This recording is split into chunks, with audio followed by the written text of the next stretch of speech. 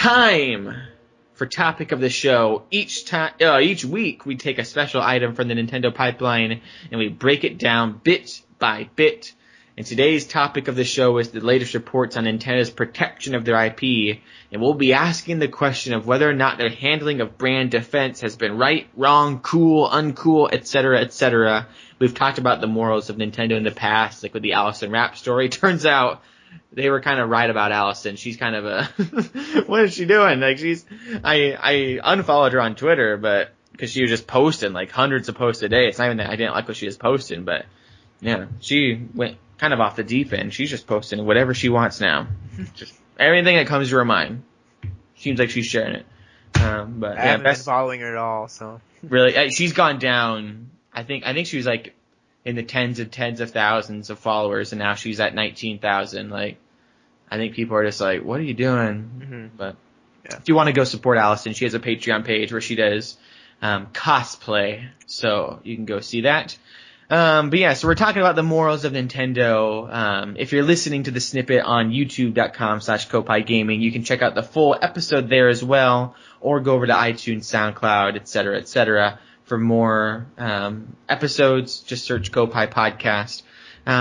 But basically the story is, the context for this topic of the show is that AM2R, another Metroid 2 remake, was published for the Metroid 30th anniversary. Nintendo hasn't been doing much celebration for Metroid beyond Federation Force. I think Nintendo UK posted something about like a new figurine was released. Very, very few things. Mm-hmm. Unfortunately, I mean, I don't know. They did release Metroid Prime on the Wii U eShop like right away when that became a thing. So yeah, that's true. I mean, they can't do something like that to celebrate. You know, all the games are already on the eShop. So I mean, they've already got those attention. Like, there's not too much to do to celebrate besides a full new game, which Federation Force is. It doesn't help the fact that Federation Force kind of sucks. Yeah. But well, it's also been in development for so long, so they could have definitely had the opportunity to create another project in all this time. Unless the only other thing is like, unless they are seriously, unless they've had one in development for the Nintendo NX and just are still being silent on it because they can't talk about these new NX titles. And maybe, I mean, I think we've been saying this every time we kind of bring up Federation Force, is that there's still the possibility. I mean, it is August, so it is kind of the month of Metroid, but at the same time, would a month late be too harsh? Like, if they reveal the NX next month and a Metroid title is shown, and suddenly the 30th anniversary at least gets something special, and I mean, hopefully they do this, you know, there's the big chance that they won't. I mean, a huge chance that they won't do a Metroid title anytime in the near future, but, I still think that it would give a boost to Federation Force's hype. It would make people feel more content with this, but that's the only reason is because like this Federation Force has been in development for so long now. It was a DS title that was basically brought to the 3DS because of, like, we talked about maybe a sunk cost fallacy thing where it's like they put so much time into it and wanted it to be released, but it's just taken too long, where they kind of should have maybe said no to it, but they just were like, all right, let's just put this out. And I don't know, it's just been receiving so much backlash. It's not the appropriate way to handle the anniversary, and then we also got the 25th anniversary came and went with nothing. So, I mean, it's just like, what are they doing with Metroid? If we don't do anything in the next month, then... Here's the thing. Let's reel it back real quick. So, you have the celebration of the 30th anniversary of Metroid. Nintendo has a severe lack of celebration. This fan project comes out that's a remake of Metroid 2. Mm-hmm. Basically kind of Metroid Zero Mission, but even better in some regards. Like, they just completely refined it all and basically made a whole new Metroid game that is the story arc of Metroid 2. Even new levels, I think, from what I heard. I haven't personally played it. New areas and I think some new bosses and stuff. And so, I think it's mostly like there's a lot of like kind of one-for-one recreation though. So yeah. new sprite work, retexturing. I mean, Yeah. what you would expect out of like what Metroid Zero Mission was to Metroid 1.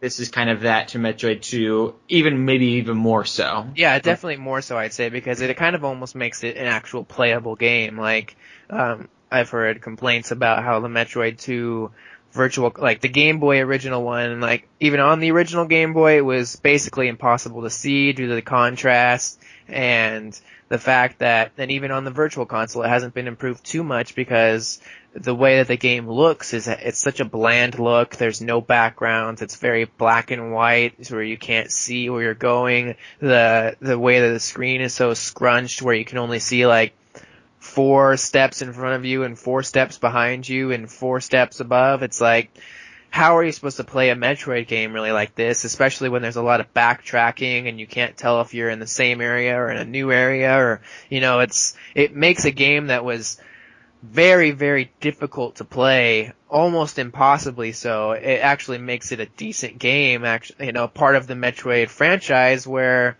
it is finally brought up to par with all these other Metroid titles.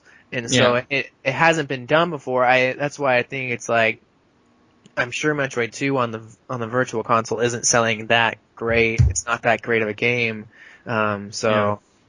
Yeah, well, here's the thing with that. So you have this in development for 10 years. They finally release it. It gets, I don't know, like millions or just a million or... Yeah, over a million, I think. Over a million downloads, or if not that, I mean, that's not the point of the story. A lot of downloads, then Nintendo says, you know what, cut it. Mm-hmm. And there's 2 things of backlash to that, or at least 2. One is that well, I don't even know if 2. So here's the backlash that comes with that. One is just the fact that they cut it. Like, this is our fan project. It's fan service. It's a IP that we love. It's free. Keep it up there. Yeah. It's free. Yeah, like who's it hurting, Mm-hmm. Like, I think Per Schneider from IGN was saying, like, it's not cutting into sales. Like, that's not what they're worried about. So why cut it? So that's the first piece of backlash. The second is that it was celebrating the anniversary, of Metroid, and so it was kind of silly to cut it because you basically just put a whole damper on the anniversary, especially combined with the fact that Nintendo's done nothing to celebrate themselves. Like, if they had been celebrating in their own way, then maybe it would kind of ease the pain of taking away this really the only true celebration. Mm-hmm. And the other part of it is the fact that it was in development for 10 years. Yep. And after it gets released is when Nintendo finally decides to give it any notice. So there's like this whole, like, why didn't you stop us 2 years in when it was like being shown off and announced and all that? Yeah. Here's my perspective. Mm-hmm. One, come on, like, and because I know you're gonna backlash to this, or you have your counter.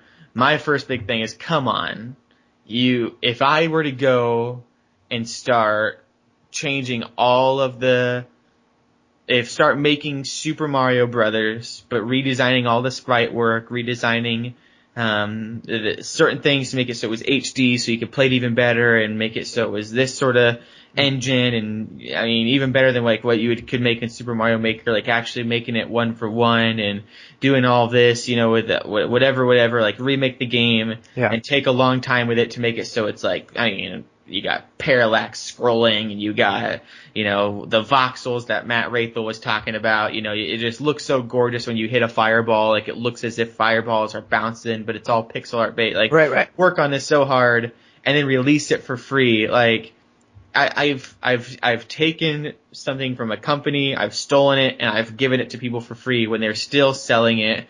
Like, I would know from the beginning, I can't get away with this without it being probably taken down, Yeah, definitely. And so I think, even though they didn't get busted for 10 years, there should have been that expectation all along. Like, once we hit the publish button, it probably won't be out there for long. Mm-hmm. And so I think, I'm not saying like we can't be bummed out about it being taken down, but I do think we need to manage our expectations where it's like, alright, fair enough, like you took it down, but at least you let us finish it, or at least you let us publish it for a moment and let people, because now it's out there. Now it can never be taken down. There's always going to be torrents. There's always going to be download links on, the corners of the internet. And the other big thing is what Per Schneider said on Nintendo Voice Chat, is just the fact that if Nintendo doesn't stretch their or flex their muscles with this situation of copyright infringement, then they won't be taken as seriously in the court with other situations of copyright infringement, no matter how big or how small. And so it's simply protocol to take this down when it's actually out there in the world and published. And so I'm kind of more on the defense on Nintendo's side, in the anger legality sort of things, where it's like, I understand that it sucks and it's a bummer, but at the same time, what would you expect Nintendo to do? Just be like, go ahead and let it stay out there? Yeah. Because then they're not taking their copyright and IP defense seriously. Mm-hmm.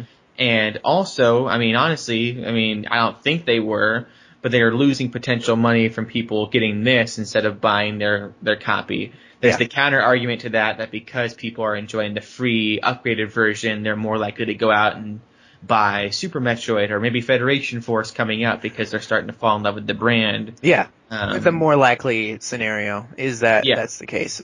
Yeah, but I mean, all that being said, because you have examples and stuff of bands, musicians, TV shows, et cetera, that have put their stuff out there for free, which then creates a following of people that want to support. Same thing kind of like what we're doing, like Koppai is free. We're hoping though that leads to support in another way, and so also all this being said, to kind of go back to a previous thing we were talking about, Retro Game Studio made Metroid Prime 2, Hunters 3 Trilogy, Donkey Kong Returns, 3D, and Tropical Freeze, and since then they've been silent. Did they make Other M too, or was that not them? Okay. They just did the Metroid Prime series, okay, and then the latest Donkey Kong games. And since the release of Donkey Kong Tropical Freeze in 2014, they haven't made any game, and they haven't announced any game. I still think we could be getting a Metroid announcement with the NX. But I think that's what they're working on, is because there's just no way that you have the Metroid Prime brand sticking around with Federation Force. Like, it's not called Metroid Federation Force. It is Metroid Prime Federation Force. And you can't have this studio being so silent,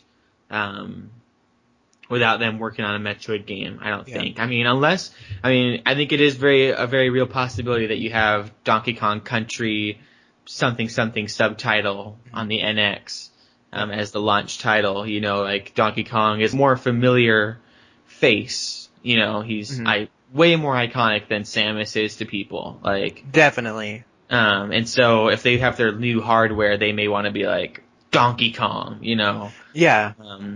But Metro, I don't know. Said, they have Retro Games has way more experience with Metroid. Yeah. It's been longer since we've had a Metroid.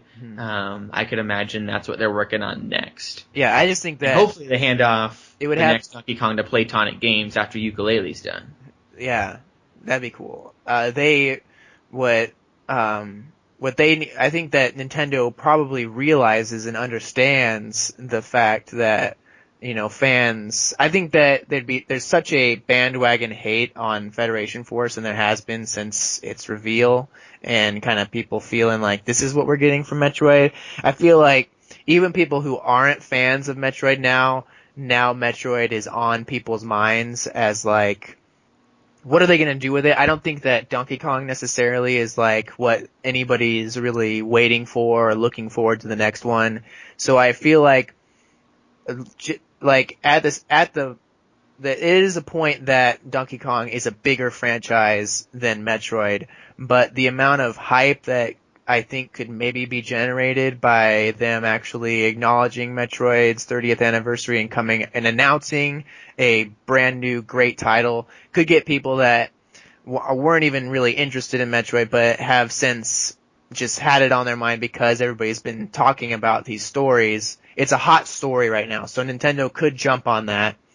Yeah, definitely. They could know that it's been something that's been wanted for many years now, so it would appeal to just a lot of people, like a large range. I could see, like, I'm not the biggest Metroid like super fan or anything, but even if I feel like a sort of Metroid reveal would be so much cooler than seeing a Donkey Kong reveal or something like that, unless they did really like a mind blowing sort of Donkey Kong thing.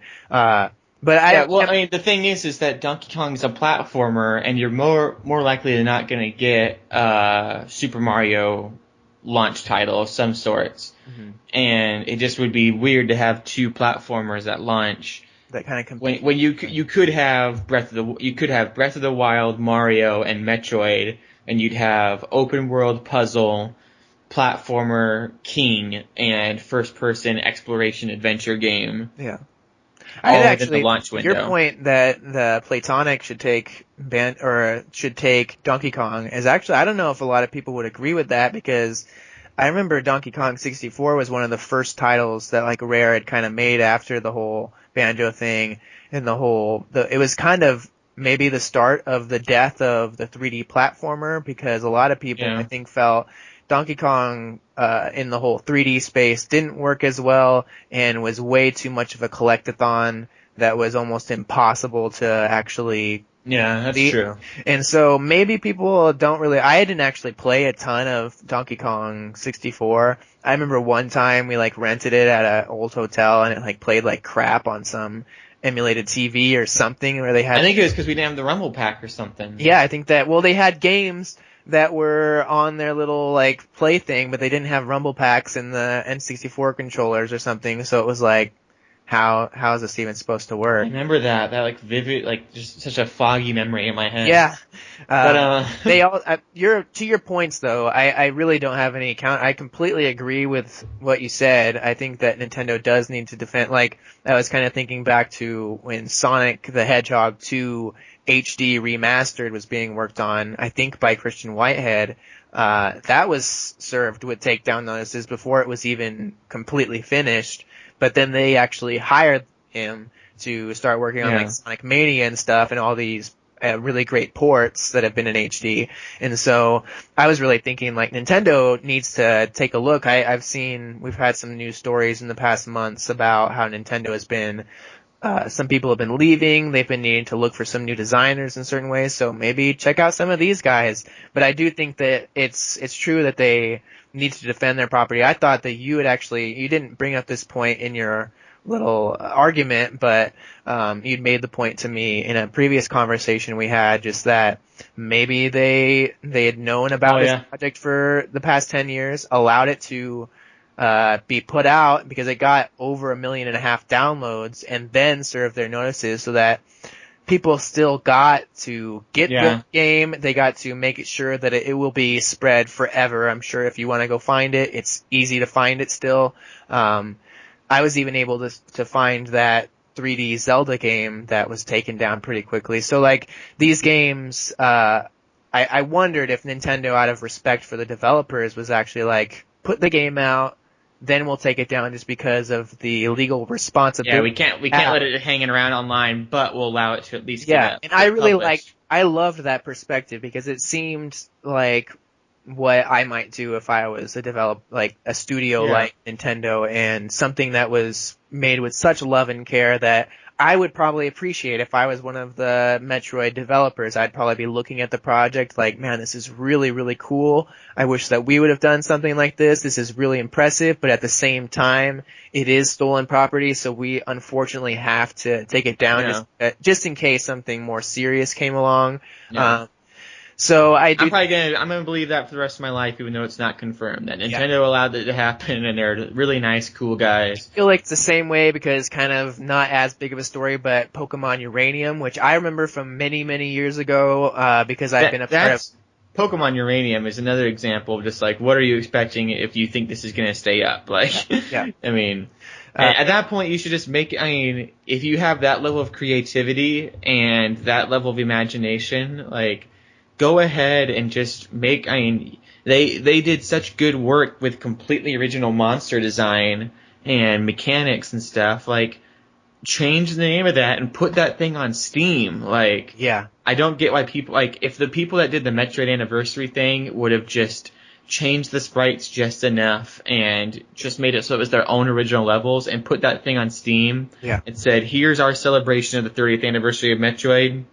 It's a spiritual successor. Put it on Kickstarter. You'll make a ton of, that's how you have people like Yacht Club Games and Shovel Knight, is we can't make a new Duck, or what is it, the DuckTales or whatever. Like, we don't have that access to that brand. Yeah. But we can make this cool shovel character that does everything all at once. And now they're Yacht Club Games, and Yeah, I agree with that to some degree. I think that at the same point, though, another Metroid 2 remake wouldn't exist as a exact remake or a better version of Metroid 2 unless they actually did a better version, like, of Metroid 2. I mean, Pokemon Uranium's a bit of a different thing where it's not like they took Pokemon Red and Blue when they haven't been made into a better look and tried to remaster them and make them better as sort of passion project. This is more of like my own original story of Pokemon and nuclear, things and making my own designs. A little weird. I don't know if I'm gonna play it. Like, it looks honorable, but I mean, the only thing I liked the way they were creative in making the new menus and all that, and some of the cool little extra features they've thrown in look cool, but I don't know if I'll be like seriously getting in on that and playing it, like getting committed enough where it does have like an online system and all these things where you can battle your friends. Like, I don't know if I'd get that committed where, I got enough to play. Yeah, exactly. I gotta play real Pokemon. Pokemon Sun and Moon's coming out, so. That's so hype. But I feel like the point, like, some teams maybe just want to make a remake of this game. Like, why can't they make it? I mean, it's true that it's an IP, it's copyrighted, so you can't, but also, like, I want to make it for the passion project. I realize it's going to be taken down, but it's because we love Metroid or we love Pokemon. We just want to do this. And I think that's okay. I think if you understand that it'll probably be taken down, but also the possibility that maybe Nintendo will appreciate what you're doing. Maybe that was the case where they waited for it to be actually published. But I think that that's a point that people should be able to do that when they want to, because otherwise they might not exist any other way. Like, we may never have gotten a, like, 1-for-1 remake of Metroid 2 with bonus things if they hadn't done this. Maybe Nintendo never has a plan to ever do this. So the only way, if you want to play Metroid 2 in like a modern sort of Metroid Fusion Zero Mission style, this is the way that you have to play it, and you don't have to play some Kickstartered, changed levels, changed sprites just to make it a spiritual thing. This is actually Metroid 2 remade, and that's a really cool thing, that's cool to have. At the same time, I also think that it gives them development experience. Like, maybe these guys that made another Metroid 2 remake will be able to take what they've learned from making it into making that Kickstarter project or making this. The creators of Metroid 2. Like, it had to have given them some sort of extra coding experience, extra game development experience. So at least there's that, and maybe even as I recreate certain things and like, cause I do video and media work and stuff, as I copy and do logos of like even like with Koppai, as we've tried to make like certain things, like we'll make this image or something look like the Pokemon logo, like, it helps me just figure out things overall, kind of like that whole copyright infringement mentality. And so they're no doubt going to be fine. And I think the support they've got online, like, they probably feel amazing right now. And so, their hard work definitely isn't for nothing. So that concludes the topic of the show. Be sure to leave your thoughts down below, as well as suggestions for future topics. And if you enjoyed our discussion, be sure to like, share, and review us on iTunes, as well as other podcast services. Even if you're on YouTube, hop over to iTunes, leave us a review. And if you're on iTunes, it takes just a few seconds to click 5 stars, 4 stars. If you get to the 3-star point, just go ahead. You don't need to leave us a review. That's fine. You don't need to do anything below that.